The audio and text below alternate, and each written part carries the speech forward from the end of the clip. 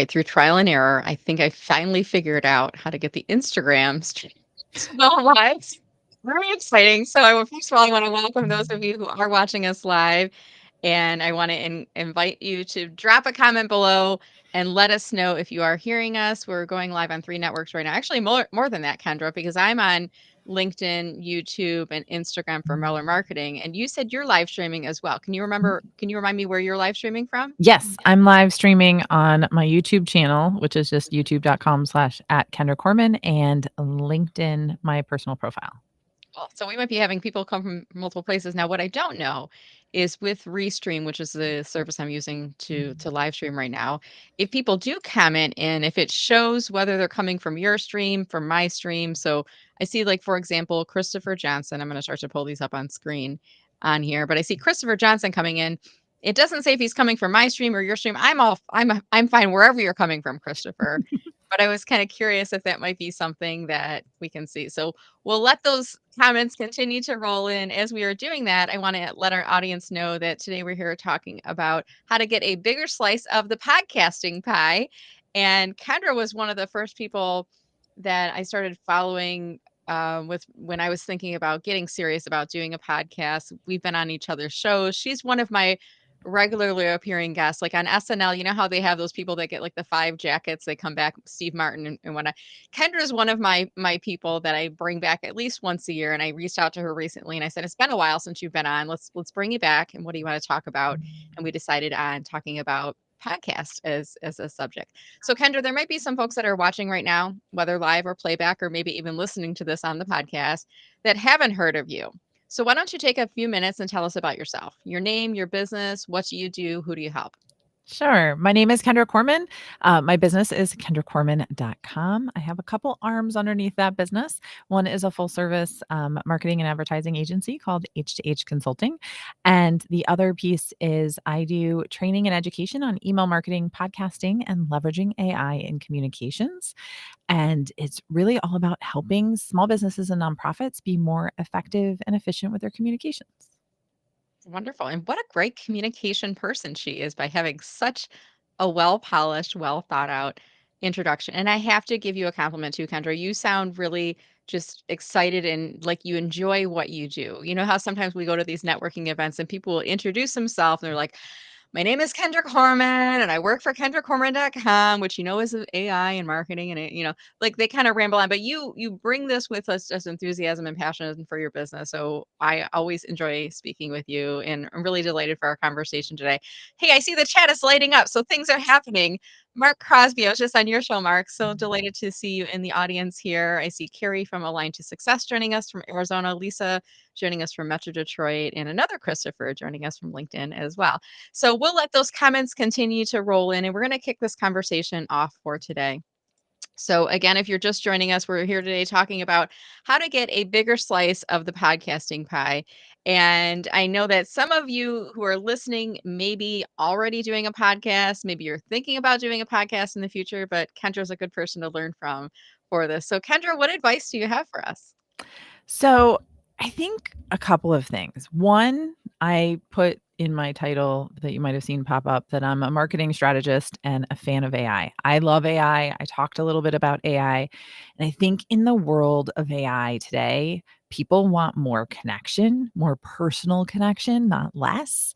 So while AI makes the podcasting process easier, I feel like it allows us to create that know, like, and trust factor without written words, right? People call me all the time and say that, or email me and we connect, and they're like, oh, I feel like I already know you because they've been listening to my podcast, right? So they've heard my voice. Maybe they've seen me on LinkedIn or YouTube and they connect that, right? And I think that that is so fun. And just a really big differentiator. Yes, AI can create podcasts. It's not to the yeah, and yes, it looks good, whatever, but it's still not to that level. It doesn't have that personal connection. And so if you're thinking about starting a podcast, I would strongly recommend that you do start one because it's a lot less crowded too, right? And so, I mean, and Brenda, you have 2 podcasts, right? I do. One is a limited series, so I wouldn't say it's like a regularly publishing podcast, but I have a main podcast, which is what this show will go on. It's called Enthusiastically Self-Employed. And so I think, it's a way less crowded space, blogs and so many other um media, right? Social Mhm, media is just packed with people. And I feel like being able to create that connection with people when they're in the right mind to be listening to you, that they want to hear your tips is just fantastic. So, my mhm, first tip is if you're thinking about starting a podcast, start a podcast, right? Because there's no reason not to. My second tip on starting a podcast is you gotta come up with a name. The name is the hardest thing to come up with because it is the one thing you don't wanna change. Everything else about your podcast can change except for the name. And I've been playing around with, and I think I shared it with you. Buzzsprout has a free podcast name generator that is AI generated, and it's actually pretty good. It's given me some amazing suggestions for different ideas. Actually, like an email marketing newsletter I was doing for a client, it's named. So it's got some pretty good and interesting naming ideas to help you brainstorm and get a unique podcasting name. When mhm, you're creating the name, find something that nobody else is using, right? Enthusiastically self-employed, I'm mhm. guessing is unique on Apple Podcasts, or it Right. was when you started, right? Mhm, And so when people go to search for it on those top channels, you come up. But if you pick something that a lot of people have, then it gets a little bit crowded mhm, and they don't necessarily find you. So that's my second tip. My third tip that I'm going to share with you guys is to be narrow in your focus, mhm. but wide enough that it's a lot of what you can cover, right? So if people, well, I should say, so when people first started listening to my podcast, I was all over the place. I didn't know what I was going to be talking about next week, and nobody else did either. And it was just, this is interesting to me at this time, and it's about marketing ish. And so I would have different guests and no real theme and no real guardrails around what I talked about. And so now I talk about email marketing, podcasting, and AI because I do feel that they really link together well when you're working on your marketing, again, to make you more effective and efficient. So can I ask a question there? Mhm. 'Cause now that you're saying this, like, I feel like you've had a plan all along. Like, Yeah. I admire you as a marketer to fellow marketer, and I feel like her podcast is called Imperfect Marketing, and she talks about marketing from different perspectives and different angles. So now that you're saying that, now maybe I'll have to go back and look through some of your shows, but I did never see it as not cohesive in terms of the concept. But what also heard you saying are the three themes that you're focusing on are also themes for your business and maybe paths for you to grow your business. Is that fair to say? Yes, very much. So my podcast is one of the top 2 ways right now that I grow my email list. It is probably the most effective way. The other way I do that can sometimes bring in more numbers is Facebook ads. But outside of ads, my podcast is the number one way people start to connect with me, and they'll tell me that they've been listening to me, and that's how I actually get quite a bit of business and people, again, joining my email list that are serious about potentially purchasing services from me. Hmm, yeah. Which is interesting sometimes too, because you'll get people that you've never heard of before, right? That will reach out to you. I've been listening to your podcast for years. I want to do business with you. How do I sign up? I'm guessing that happens to you. It does. It Mhm, does. They'll email me questions. Again, they get on my email list from something in my podcast, and then they will follow me on LinkedIn or YouTube for a little bit, maybe add a comment here and there. And then it's like, okay, now they're ready to move forward with whatever initiative that they're trying to move forward with. And it just allows um, for business to happen, and they feel like they know what they can expect from me and how I mhm. work and how I am and my personality. And I think that that's really important. Again, it's really building that know, like, and trust factor. Yeah, I love it. And I want to ask this question too because you've been able to successfully, I'm going to call it monetize your podcast. And when I first heard that phrase, I was thinking the podcast itself is making money whether through sponsorships and things like that. But there's many ways of monetizing your podcast and one is generating listeners that end up becoming clients. And I started my podcast. When did you start yours? I think mine was at the beginning of 2024. Was yours like the year before or 2 years Yeah, before? 23 or 22. I don't know. I'm up to episode like 300 and something. And And you're I how was many doing episodes per week right now? So I started at 1 episode a week, and then I Mhm. didn't feel that my listeners were getting enough of my opinion, and so I upped it to 2 times a week, and then I realized that I needed to sleep, and so I took it back down to 1 time a week. Okay, So so that's right now good. we're back at 1. So you've played with the frequency a little bit. So any advice for people? We're here today talking about how to get a bigger slice of the podcasting pie. And obviously we want to get more listeners on our podcast, but there has to be a means to an end. And for many of us who are self-employed, we would like to continue to bring in income so that we don't have to return to corporate. So you need to monetize and make our podcast one of those paths of doing business. So any advice for us?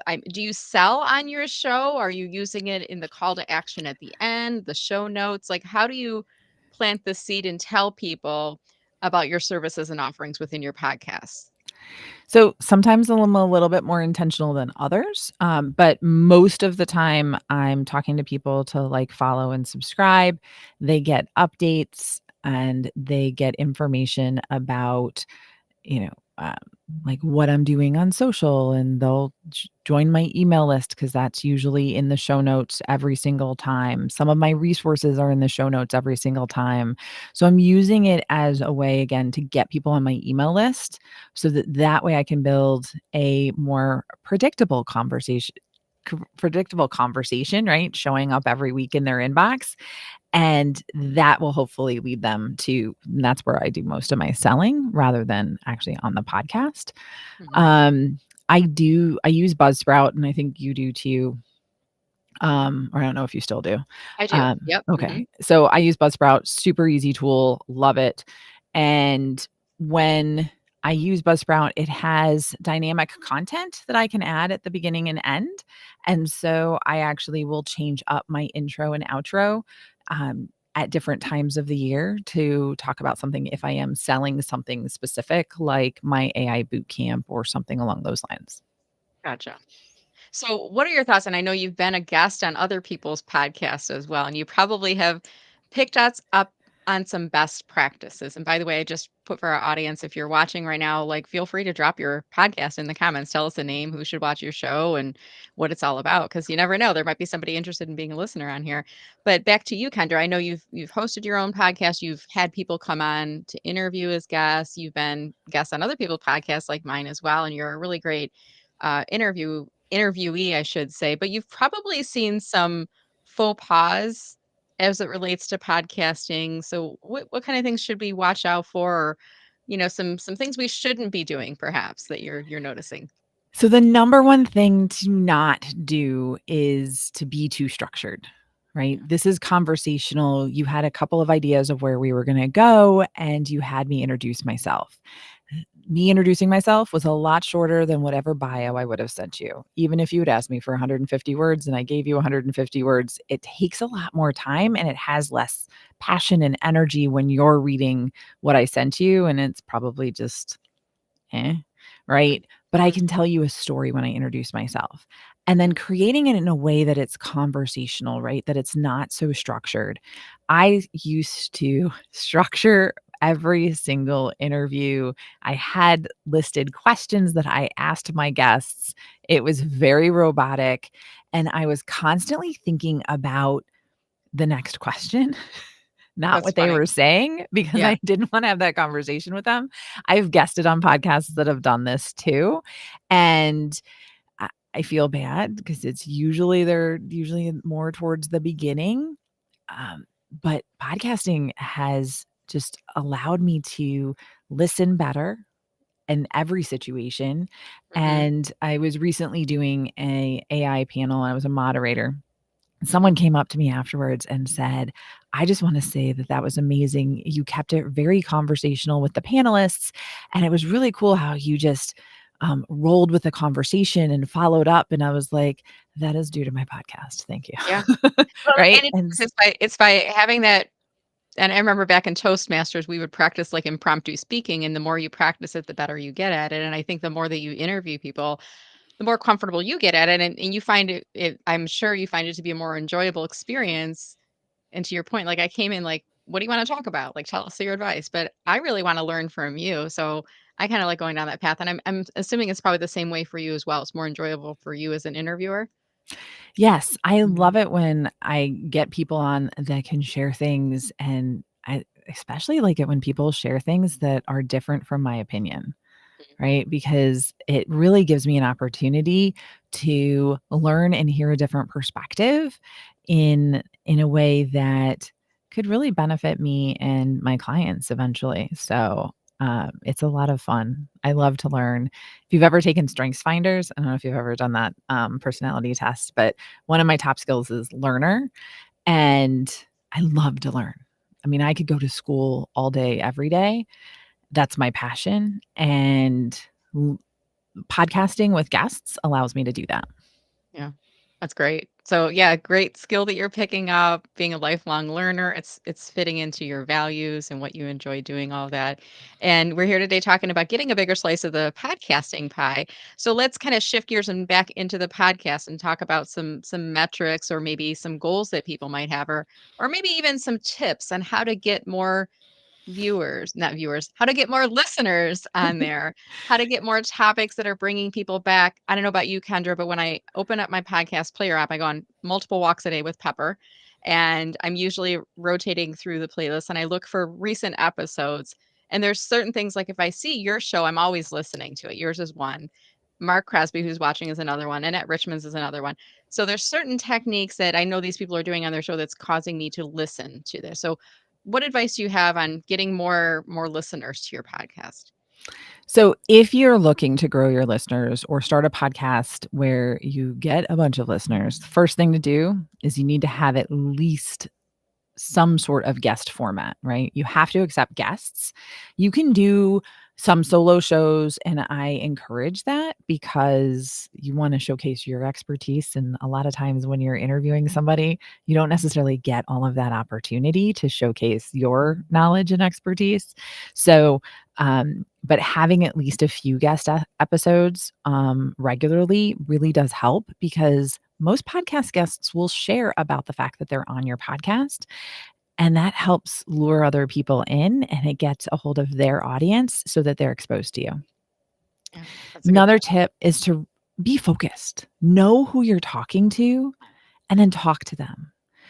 I get that you can probably do a million different things, right? You can probably serve a million different people, and everyone is not a target audience, right? So think about who you're talking to and then just talk to them, because they'll feel like they're being heard by you and that you're delivering content that adds value to them. And that's what's going to create that relationship and that know, like, and trust that you really, really need. So that's two of the tips, right? So, Yeah. and then the third one is consistency. Now, I'm not going to say it's weekly, right? I'm not going to say it's biweekly. It, I would say monthly is getting a little bit light, but I Mhm, would say at least but every 10 to 14 days, again, pick your schedule, that you would release one new episode. mhm, Because again, you're going on multiple walks a day with Pepper. You're looking to see who has a new and recent episode. mhm. So that's important, right? If you don't see stuff from that person, you'll be like, "What is this?" Yeah. And Right. so I think that's really important. And you do yours how often? Because 'Cause I'm once a week. I'm usually once a week, but I'm not so beholden to every single week. And I'll be honest, there's some days where it goes 10 to 14 days between episodes, and then I'll publish on a Friday, and then I'll publish again on a Monday. And recently I had a guest, Quinn Conyers. I was interviewing her. The live stream wasn't working. So I think I published it 3 days after my last show. And I might be mistaken, Quinn, if you're listening, if I haven't published it yet, it's coming up. And I remember pulling it down and getting it into the queue for it. But I have noticed because I do open up that podcast player up multiple times a day, most people are publishing like Sunday or Monday.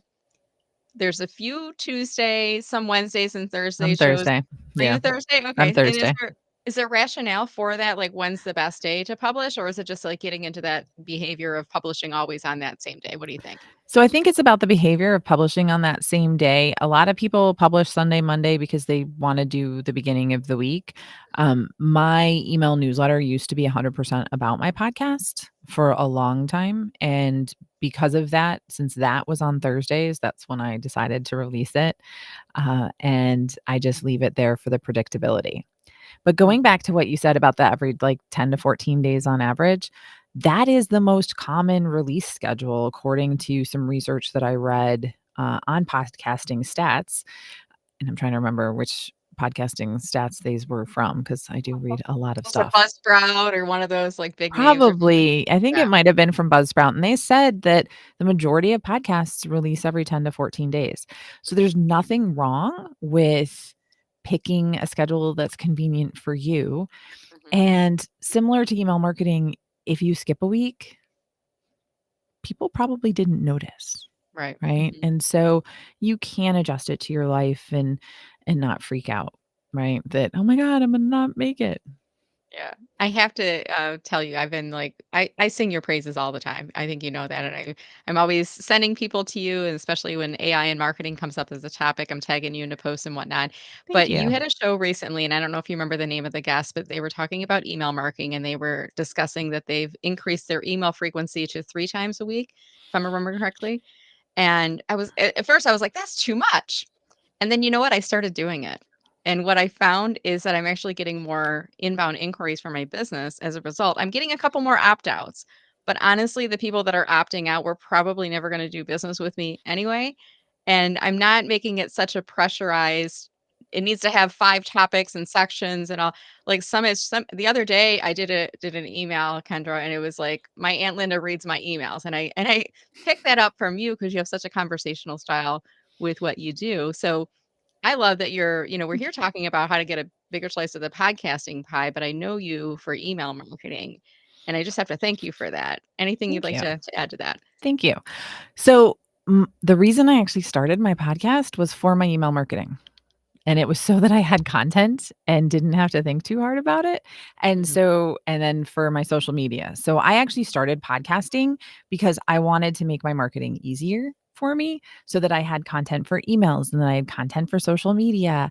I break every podcast into probably close to 10 different pieces of content mhm, that goes a bunch of different places. Right. And I think especially for those of us that are self-employed, solopreneurs, even smaller size businesses that have maybe one person that's doing, 17 different things. Cause I don't know anybody that's not doing 17 different things in their jobs right now.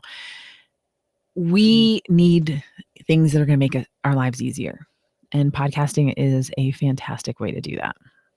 Yeah, I agree. And I love how you're using it, creating content once, and then you're merchandising it in multiple places through your email and social posts and whatnot.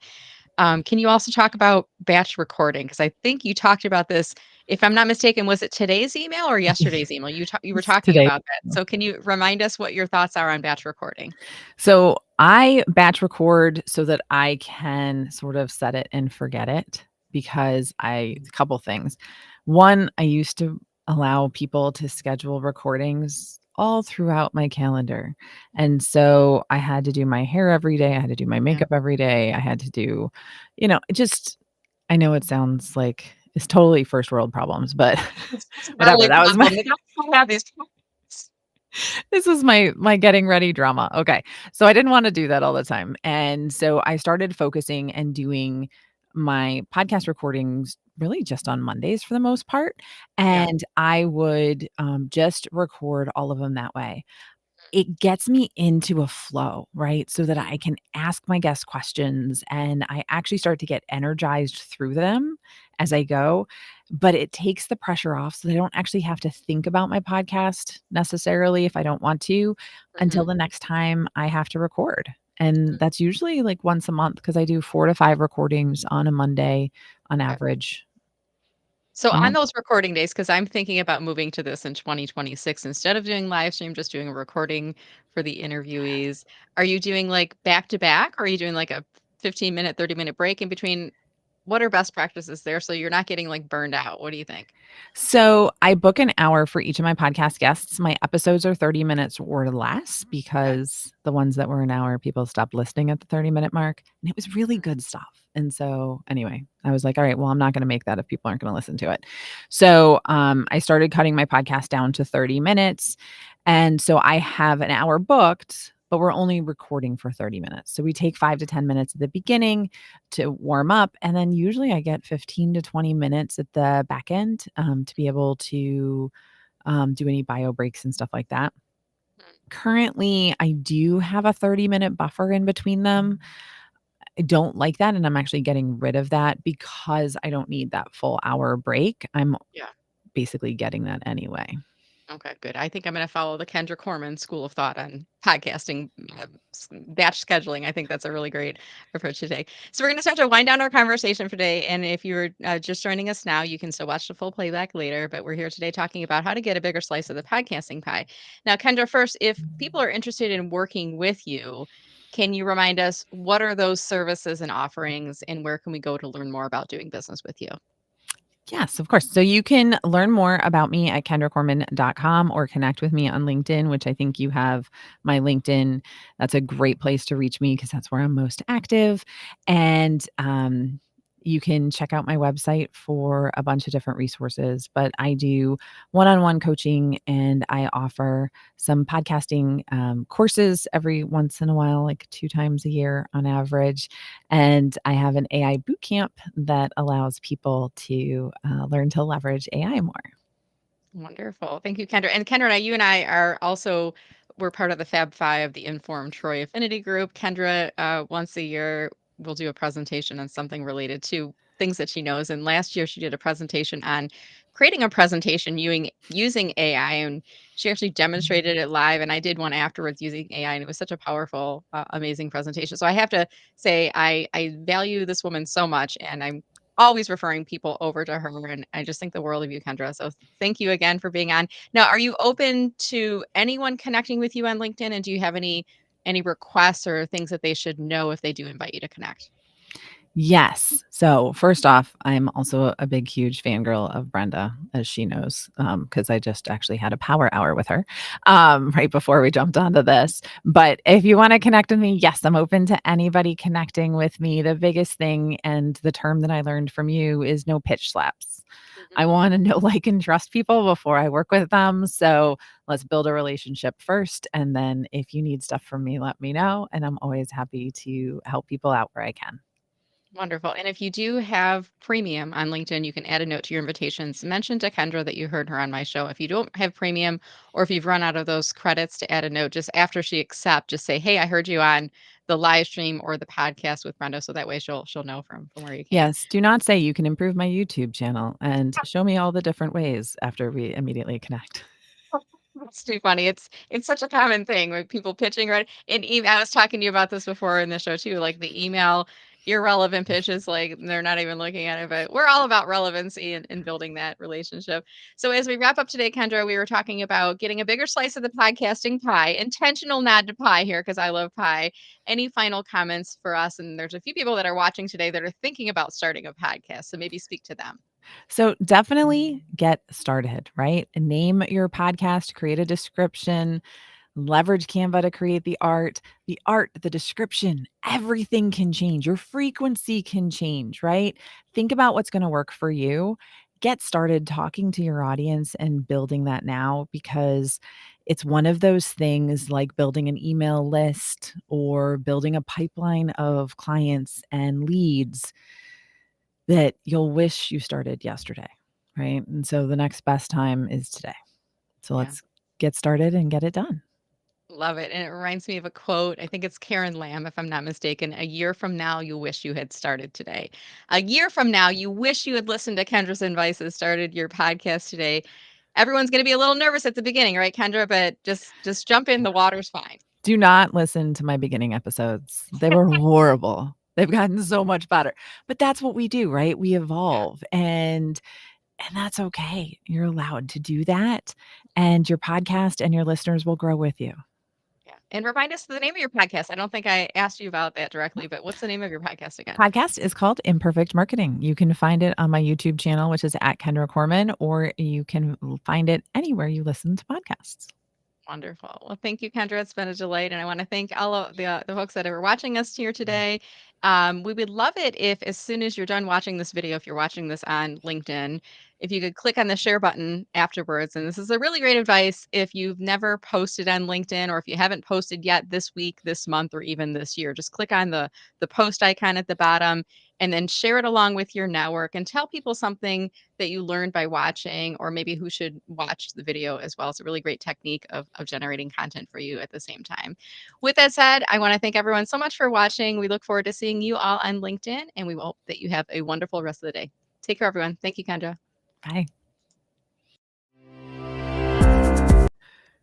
Let's try that again. I was like, I was just relaxing. Twice. Let's try that one.